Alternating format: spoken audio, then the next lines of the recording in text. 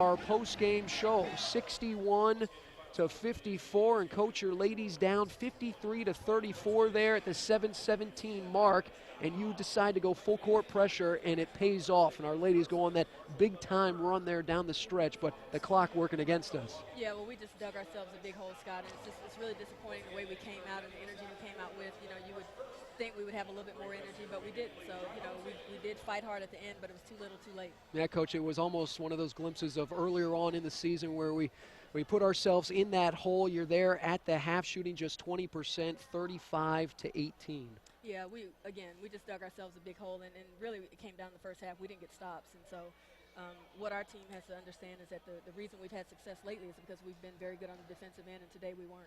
Coach, those first half turnovers, I think, really affected us, and it was those self-inflicted varieties. We had a bunch of those travels. I know Aisha got called for a couple of those travels here on the day, and they came at such points when we were trying to make our way back into this basketball game. Yeah, you know, it came at critical times, and that's just really concentration and focus. You've got to put the ball on the floor before you move your feet. So, and Asia knows that. It's not, there's no excuse for it. But, you know, we still got a lot that we can end up doing, so we can still end up, you know, playing hard. But it's just disappointing the way we came out today. Coach, I know one of the big keys coming in this basketball game was play down there in the paint. Overall, can you assess maybe the way your ladies were able to battle some of those posts, some of the better posts in Conference USA? Yeah, well, we didn't, again, in the first half, we didn't do a very good job because we, you know, had so many turnovers. We let them get in transition.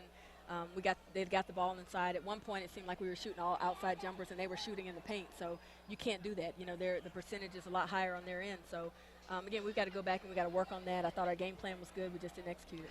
Coach, a game ago, you get 24 points from Kaylee Keogh, and it's such a valuable point there for you when you can get some of those perimeter jump shots because it opens up what you can do offensively. She was a little bit off, needless to say, here tonight. Yeah, she was, but we can't let that affect us. We've got other guys that can score, and so at one point, you know, I told them in the huddle that we were watching her play one-on-one, and we can't do that. Everybody's got to do their job offensively, and, you know, we've got other guys that can score the ball. So, again, disappointing that we did not have a better effort offensively and execution-wise. Outscoring Memphis there in that second half, 36-26, down by as many as 20. You get right back in this basketball game. I know we had the Mo on our side down the stretch. We got another 2 minutes in us. You know, this could have been our basketball game. Yeah, but again, Scott, we can't wait until that late in the game. You know, it's going to come a point where that last 2 minutes or last minutes of the game is going to end our season. And so we've got to understand that there's got to be some more urgency to come out and start the game with that kind of energy that we finish with. Coach, I know these 4 games remain, this being the first of those 4, ever so crucial. We're playing for seeding as we'd love to get one of those top 4 spots. Rice loses early in the day. They're now tied with us there at the 5 spot in the Conference USA race. Well, it's critical, you know, and again, that's what we talked about before the game is that what we're playing for, we know what we're playing for, we're playing for by, and, you know, the more we play like this, the tougher that's going to be. So we've got to turn around and, you know, get back to business on our next game and figure it out. But, you know, we couldn't ask for a better situation to be in. We just got to take advantage of it. Well, you say that, Coach, and the schedule makers, it looks as if, you know, going down the stretch, things may be playing a little bit in our favor. I know our ladies have to get it done on the floor, executing.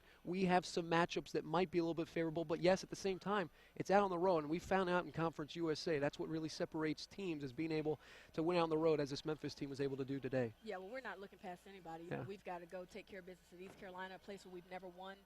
So certainly, if you look at that in our minds, that's something that's been difficult for us. And again, Houston, same thing. You know, even though they might be the last place team in the league, they can beat anybody on any given night. So we definitely know that. I mean, we were back a while ago. We were a last place team, and we always use that as motivation. So we've got to come out and fight no matter who it is. And going on the road for 2 in a row is going to be tough. Coach, a game ago, 26 of 30 from the free throw line tonight.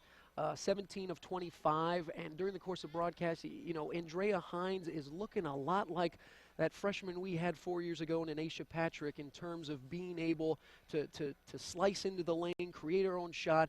If Drea Hines can continue to do that and work on some of those free throws, you know, we might have another Aisha Patrick on our hands. Yeah, Dre, she does a good job, and, you know, she's got a lot to learn, but she really has a good feel for the game and really gives it her all. So I'm really proud of her, the way she runs the team as a freshman. She plays with a lot of poise, and as she gets older and gets better, more experience, she's going to be even better. Nate Carter leads the way tonight here for UCF, 23 points, 6 rebounds on the day, but UCF Needed maybe another 2 minutes there down the stretch. They fall 61-54 today, Coach, as our Play for K game here. As we had some of that solid UCF support. You heard it there down the stretch. They were rooting us on there down there, getting our ladies energized. As I know this is always a special game whenever we're able to have it here at home. Yeah, it is. It's a much bigger cause. We play a game and we're able to do that, and there's so many people that are affected by breast cancer. We're just happy to be a part of this initiative and have all our fans come out today and support it.